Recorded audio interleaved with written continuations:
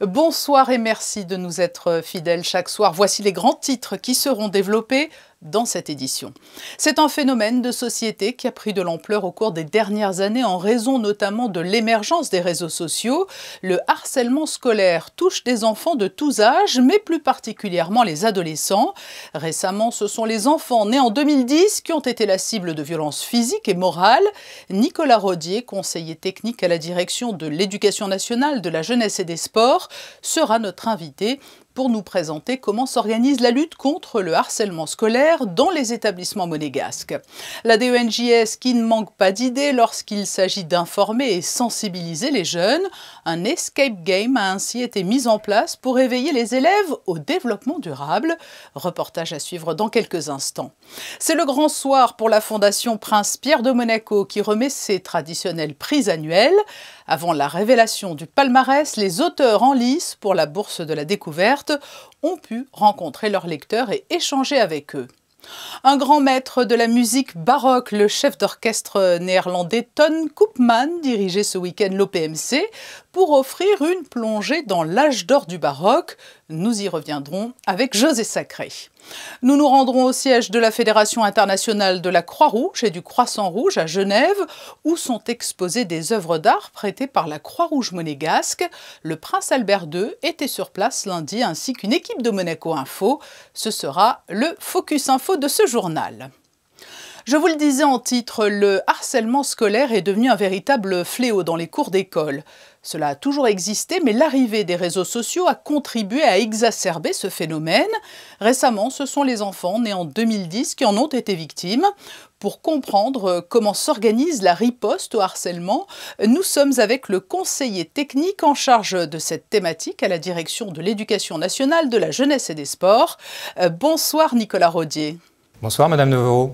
Je suppose que la principauté n'est pas épargnée par ce phénomène de harcèlement scolaire. Quelles sont les données dont nous disposons à ce jour sur des cas de harcèlement ?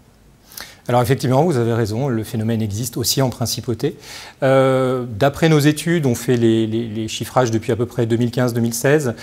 Nous avons à peu près entre 5 et 9 cas avérés de harcèlement à l'école par an, ce qui est déjà trop. Le harcèlement scolaire concerne toutes les tranches d'âge scolaire, du plus petit au plus grand ?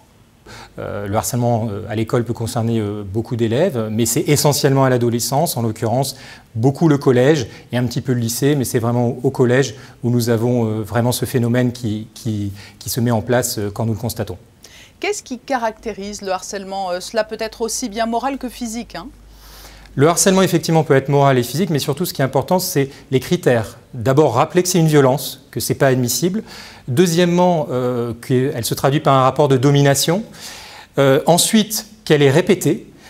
Et donc, ça veut dire des violences qui reviennent régulièrement par quelque biais que ce soit. Donc c'est important, c'est toute cette dimension-là qui fait le harcèlement et qui en fait effectivement un fléau, puisque ça a des impacts assez forts chez les élèves qui peuvent aller de la déscolarisation, la perte d'estime de soi. Donc il faut absolument se battre contre ce phénomène. Nicolas Rodier, on évoque aujourd'hui dans l'actualité le harcèlement dont sont victimes les petits élèves de 6e, les 2010 comme on les surnomme. Pourquoi cristallise-t-il autant de haine ? On ne le sait pas trop. C'est ce mouvement anti-2010 qu'on a constaté en début d'année. Alors, je veux rassurer aussi vos téléspectateurs, à Monaco, ce phénomène ne s'est pas rencontré. Nous avons été vigilants et on a sensibilisé dès le départ les chefs d'établissement et les équipes éducatives sur ce phénomène des anti-2010 qui était, je le rappelle, une espèce de mode stupide qui consistait à embêter les élèves de 6e, soit par les réseaux sociaux, soit directement en classe. La France a été confrontée à ce phénomène. Nous, pour le moment, à Monaco, nous sommes heureusement épargnés, mais en tout cas, il y a une vigilance de tous les instants. Mais à part la stupidité, je ne peux pas vous dire quelle en est l'origine. Concrètement, qu'est-il mis en œuvre à Monaco pour faire face à ce phénomène? Alors, c'est tout d'abord de l'information et de la sensibilisation, peut-être ? Si on devait résumer, prévenir, former, traiter. Alors sur prévenir, former, si vous voulez l'information, il y a déjà ce qui me semble important de dire, c'est déjà qu'il y a un gros encadrement, un taux d'encadrement très fort des élèves à Monaco. Il y a des psychologues scolaires, des assistantes sociales, des infirmiers scolaires, des surveillants et des conseillers d'éducation important, un nombre important qui nous permet quand même de gérer les situations. Ça, c'est un moyen qui n'est pas négligeable, qu'il faut toujours redire. Ensuite, il y a des sensibilisations, effectivement, notamment à travers l'important partenariat qu'on a depuis plusieurs années avec l'association Action Innocence Monaco, où on propose du CE2 jusqu'à la 3e, des sensibilisations, notamment sur le cyberharcèlement.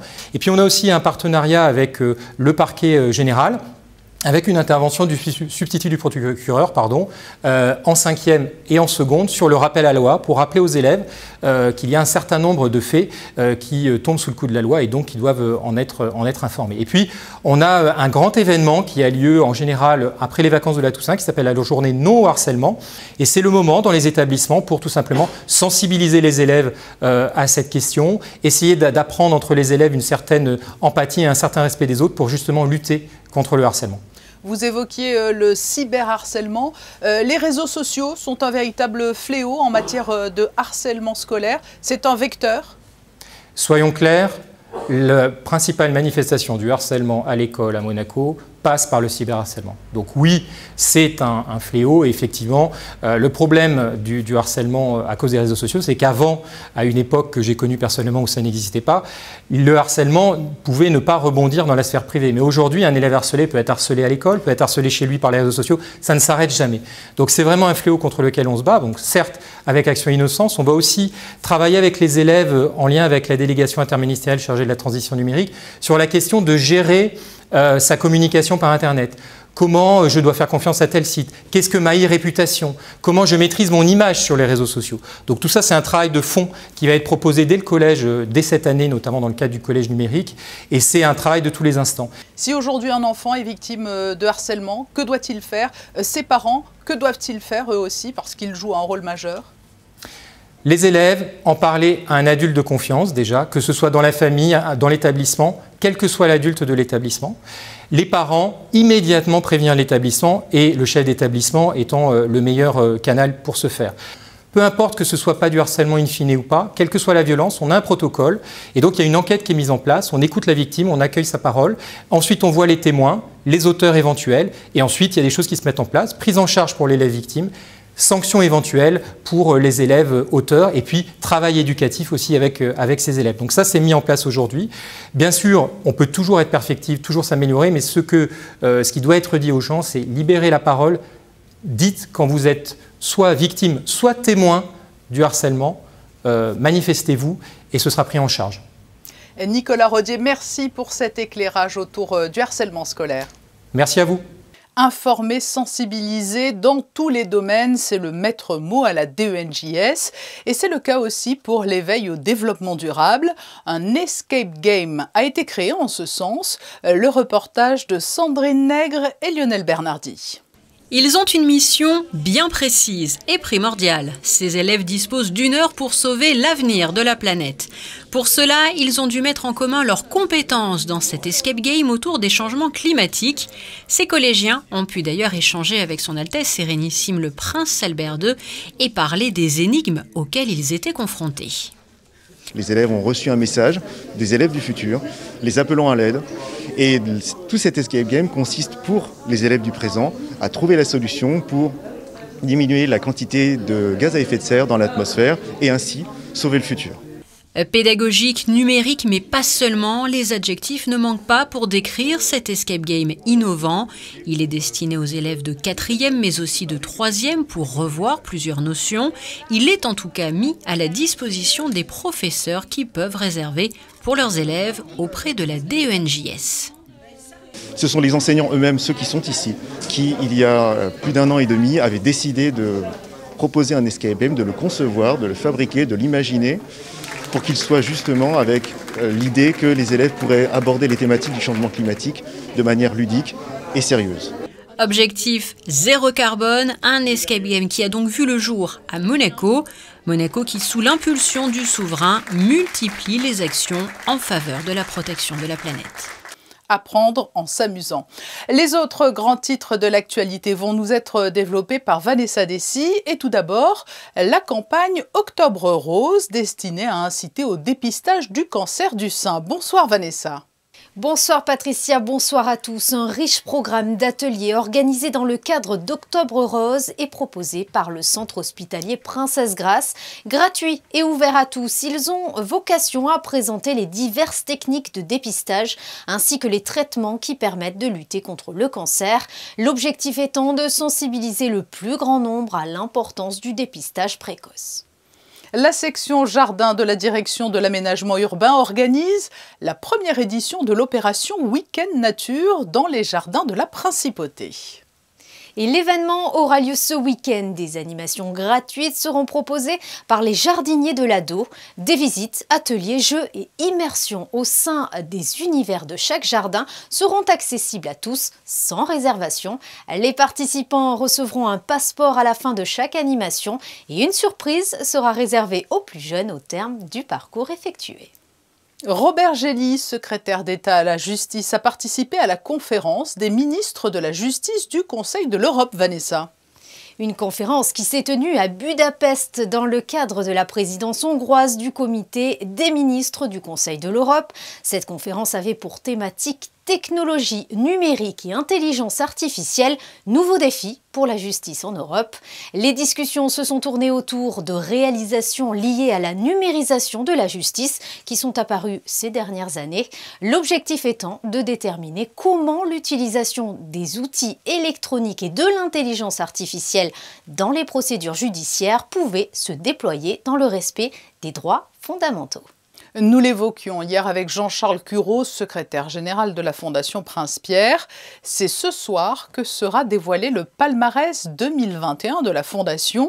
Et hier, les 5 auteurs en lice pour le prix de la Bourse de la Découverte ont pu rencontrer des lecteurs et échanger avec eux.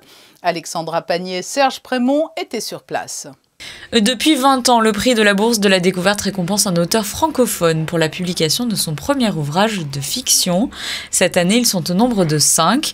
Madeleine Assas pour Le Dorman, Abigail Assor pour Aussi riche que le roi, Ludmilla Charles pour La belle saison, Emilienne Malfato pour Que sur toi se lamente le tigre et Dimitri Rouchon-Bory pour Le démon de la colline aux loups. Des auteurs aux horizons distincts mais qui ont comme caractéristique commune des personnages forts et touchants par leur histoire, leur passé ou leur devenir, ancrés dans des lieux qui occupent eux-mêmes une place importante dans la narration. Un marathon de lecture a été lancé en juin dernier. Cette soirée était l'occasion pour le public de rencontrer les auteurs, de leur poser de nombreuses questions. Nous avons questionné le seul homme de la sélection, Dimitri Rouchon-Bory. Il est à l'origine journaliste spécialisé dans les chroniques judiciaires. C'est des vrais moments où ça a du sens d'avoir écrit un livre, c'est quand on se rend compte qu'on a été lu, et surtout quand c'est un premier roman, moi c'est mon cas, c'est un premier roman, donc quand on découvre qu'on a été lu, et surtout à l'autre bout du monde ou pas loin, ça fait un effet vraiment, c'est très fort à chaque fois de vous rencontrer, et puis nous on met du temps parfois à conscientiser ce qu'on a fait dans les processus d'écriture, et donc c'est toujours intéressant de découvrir aussi de quelle manière les lecteurs, eux, ont reçu le livre, comment ils l'ont compris, ce qu'ils en gardent. Et c'est le plus encourageant pour continuer à écrire, c'est souvent ces moments-là. C'était assez cathartique. Et au bout de quelques jours, je me suis retrouvée avec ce texte et je me suis dit, voilà, qu'est-ce qu'on en fait ? Souvent, ça fait un peu peur parce que quand on a des gens qui sont touchés par un livre, on a du mal à se projeter sur un autre. On finit par être impressionné par le premier. Donc, mais c'est surtout ouais, c'est très important. C'est des gens qui donnent de leur temps, qui sont là, qui viennent partager un moment. Donc, c'est surtout ça que je retiens. Et pour la suite, on verra. Dimitri sera-t-il le lauréat 2021 de la Bourse de la Découverte, une récompense qui permet de remporter la somme de 12 000 €, un certain coup de pouce pour l'écriture, pourquoi pas, d'un deuxième roman. Eh bien, réponse demain à 19 h pour connaître le nom du lauréat de la Bourse de la Découverte et plus généralement l'ensemble des lauréats 2021 de la Fondation Prince-Pierre.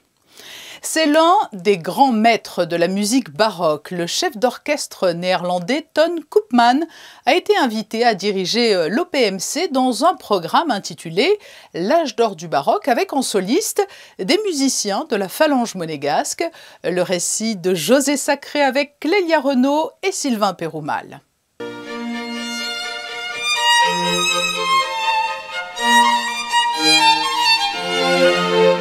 Sybille Duchesne, violon, Delphine Perronne, violoncelle, Arthur Menrad, basson, Mathieu Petitjean, hautbois, 4 solistes de l'Orchestre Philharmonique de Monte-Carlo, accompagnés par leur orchestre, sous la direction de Ton Koopman. C'était le 10 octobre à la Salle Garnier, un concert sur le thème de l'âge d'or du baroque, avec au programme des œuvres de Gluck, Mozart et la symphonie concertante en si bémol majeur de Haydn.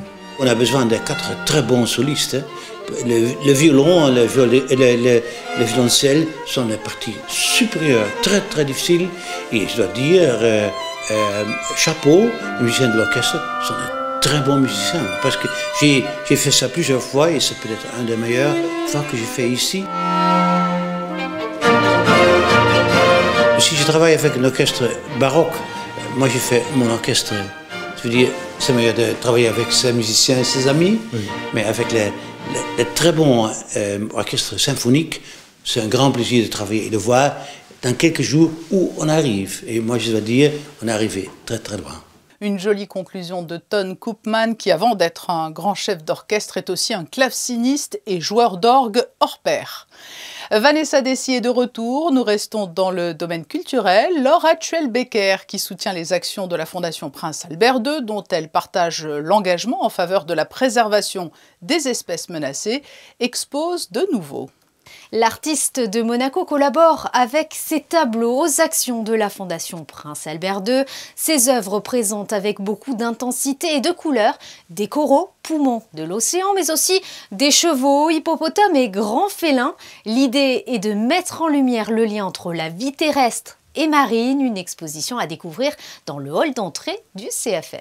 L'AMCA, l'association monégasque pour la connaissance des arts, a lancé son programme 2021 avec un spectacle au Théâtre des Variétés. Le voisin de Picasso est un étonnant récit d'Antoine, gardien de musée, qui raconte l'histoire du peintre académique Alexis-Joseph Mazerolle. Antoine réhabilite cet artiste surdoué en convoquant les personnalités marquantes de sa carrière dans la salle Mazerolle, voisine de celle de Picasso. Ce spectacle était à découvrir ce lundi. Et enfin, à vos agendas pour du sport en direct sur Monaco Info tout au long de la semaine. Tout d'abord, ce mercredi, dès 20h45, l'AS Monaco Basket jouera sur le parquet du Real Madrid. Les hommes de Mitrovic poursuivent leur campagne européenne avec l'ambition de rester invaincus. Cette rencontre dans le cadre du championnat Euroleague est à découvrir en direct sur notre antenne. Ce vendredi, c'est un rendez-vous tennis que nous vous proposons également de 10h à midi et de 14h à 16h avec le tournoi Tennis Europe Junior Masters de Monte-Carlo, retransmis en direct également. 17 nations européennes seront représentées. Et enfin, retour avec du basket vendredi à 19h, l'AS Monaco qui recevra Barcelone en principauté pour un match d'Euroleague à suivre en direct également sur Monaco Info. C'est noté Vanessa, et avant de vous retrouver pour les prévisions météo, nous allons nous rendre en Suisse, à Genève, où s'est noué un partenariat entre la Fédération internationale de la Croix-Rouge et du Croissant-Rouge et la Croix-Rouge monégasque. Christinda Thomel et Lionel Bernardi ont suivi durant plusieurs mois la mise en place de ce projet qui a renforcé un peu plus les liens entre les deux entités. Ce partenariat au long cours repose sur un prêt artistique, Christinda. Oui, la Croix-Rouge monégasque a confié une vingtaine de ses œuvres à l'entité genevoise dans le cadre d'une future exposition visant à mettre en valeur les liens qui unissent la principauté de Monaco à la Suisse depuis de nombreuses années. Exposée au sein du musée automobile à Monaco et offerte à l'occasion des galas de la Croix-Rouge, 23 œuvres d'artistes de renommée internationale en direction Genève pour un projet artistique d'envergure. Mis en place en pleine pandémie, ce projet avait pris effet en décembre 2019 lors du déplacement du prince Albert II à Genève et symbolise la belle histoire d'amitié qui lie Monaco à la Suisse. Ce sont des liens qui ont déjà commencé, on va dire, en 1948, quand la Croix-Rouge monégasque a incorporé le mouvement international.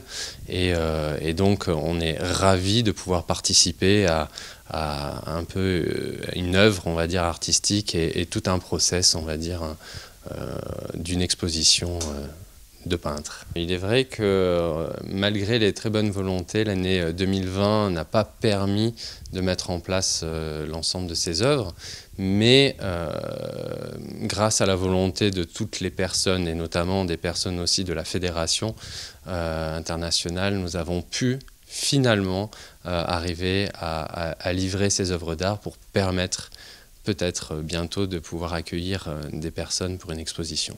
Un projet qui aura nécessité de la constance et du savoir-faire dans la réalisation certes, mais également dans le transport des œuvres, leur valeur étant inestimable. Les œuvres les plus fragiles sont en caisse, on a fabriqué des caisses sur mesure, et les œuvres un peu moins sensibles sont protégées par des emballages qu'on appelle soft packing, avec bullcraft, carton et les corniches en mousse. Des œuvres d'art qui sont donc à présent exposées au cœur des locaux de la Fédération genevoise, avec des dizaines de millions de volontaires dans 190 sociétés nationales. La Fédération internationale des sociétés de la Croix-Rouge et du Croissant-Rouge est la plus grande organisation humanitaire au monde. The objective is that we're getting this opportunity to take this wonderful art that Monaco Red Cross is donating to us, and we're going to be able to show it all around our beautiful building. And that means that people from all over the world, when they come to visit here and are on guided tours, they're going to get to see this art. And the art's really important because it symbolises our fundamental principles, which are universal wherever in the world you're coming from. So it's a wonderful opportunity for us, and we're so appreciative. Thank you. Il aura fallu 2 journées pour installer les 23 œuvres, et si la principauté a confié 21 d'entre elles à la Fédération internationale suisse, la mission permanente de Monaco à Genève a elle aussi été mise en lumière, puisque 2 œuvres ont été installées au sein de ces locaux. Il aura fallu quelques mois pour que les œuvres trouvent leur place définitive au sein de la Fédération genevoise qui, fermée pour cause de pandémie, vient de rouvrir ses portes à ses employés seulement qui ont pu découvrir à leur retour ce nouveau décor. Une exposition pour l'instant fermée au public, vous l'aurez compris, mais qui a été inaugurée ce lundi par le prince souverain en présence des membres de la Croix-Rouge monégasque, de ceux de la Fédération ainsi que de son président, les liens entre les 2 entités étant très fort depuis de nombreuses années. La Fédération, c'est notre guide, c'est le guide de l'ensemble des sociétés nationales, 192 à travers le monde. Monaco, c'est une parmi 192. Donc c'est elle qui édicte les lois, qui révise nos statuts, qui nous aide à progresser. Et c'est elle aussi qui lance la solidarité internationale. Vous voyez souvent dans la presse, à Monaco, la Croix-Rouge qui relaye des appels pour le tremblement de terre à Haïti, pour la situation en Afghanistan, ça c'est ce qui vient de sortir, mais vous nous voyez toujours répondre à ces appels. Vous l'aurez compris, la mission de la Fédération est d'améliorer la situation des personnes les plus vulnérables et de coordonner l'aide internationale d'urgence en faveur des personnes touchées par les catastrophes naturelles. La Fédération intervient aussi lors des crises sanitaires, son rôle est donc essentiel et en confiant sa collection d'œuvres d'art, la Croix-Rouge monégasque poursuit son engagement en faveur de la Fédération, mais tisse aussi un lien symbolique fort. De les voir ici, dans ce lieu, dans ce très beau siège, c'est une grande joie. Et voilà, et un rappel aussi que notre petite société de Croix-Rouge nationale essaie de contribuer de différentes façons au travail extraordinaire que font toutes les sociétés de Croix-Rouge à travers le monde, mais que fait le siège aussi pour coordonner toutes les missions auxquelles elle a à faire face. C'est aussi le rappel que le berceau de la Croix-Rouge et cet hommage aussi permanent que nous faisons à Henri Dunant et à tous ceux qui ont contribué avec lui à faire de ce mouvement de la Croix-Rouge internationale un mouvement qui parle et qui, à travers les périodes et à travers les décennies, continue sa noble et grande mission d'aide humanitaire et d'aide aussi pour répondre aux besoins personnes qui souffrent, soit de catastrophes naturelles, soit d'autres fléaux, comme cette pandémie qui dure toujours, malheureusement, mais auquel nous devons tous faire face. Et voilà, c'est de répondre à tous ces différents dangers, tous ces différents appels, que nous sommes heureux de contribuer aussi de cette façon à renforcer, si besoin était, encore plus nos liens avec la Croix-Rouge internationale. They are an important member of our federation. We had a very long history in many places of the world of cooperation, of giving answers to the needs of the people. We are very grateful to the Red Cross of Monaco. But we are working around the clock in this period with COVID, of course. Then there are a lot of crises that still are affecting millions of people: Syria, Afghanistan, Lake Chad, and Sub-Sahara region. Afghanistan more recently, plus the consequences of the climate change, which are affecting millions of millions in the Caribbean, in the Pacific Islands. So there are a variety of activities of the International Federation of National Societies in trying to alleviate the human suffering. Et si la Fédération pense accueillir de nouveau le public d'ici quelques mois et lui dévoiler cette nouvelle exposition, quelques privilégiés du monde diplomatique de passage à Genève ont déjà eu la chance de découvrir ces œuvres prêtées par la Croix-Rouge monégasque, des œuvres qui ont été confiées à ce jour pour une durée de 5 ans. Les prévisions météo pour ce mercredi à présent, que nous réserve ce milieu de semaine, Vanessa? Peu de changements à prévoir, Patricia. Le ciel restera dégagé, même si quelques passages nuageux pourraient venir cacher le soleil par moments. Des rafales pouvant atteindre 20 km/h traverseront la région. Les températures oscilleront de 12 à 19 degrés. Le soleil se lèvera à 7h40 et se couchera à 18h53.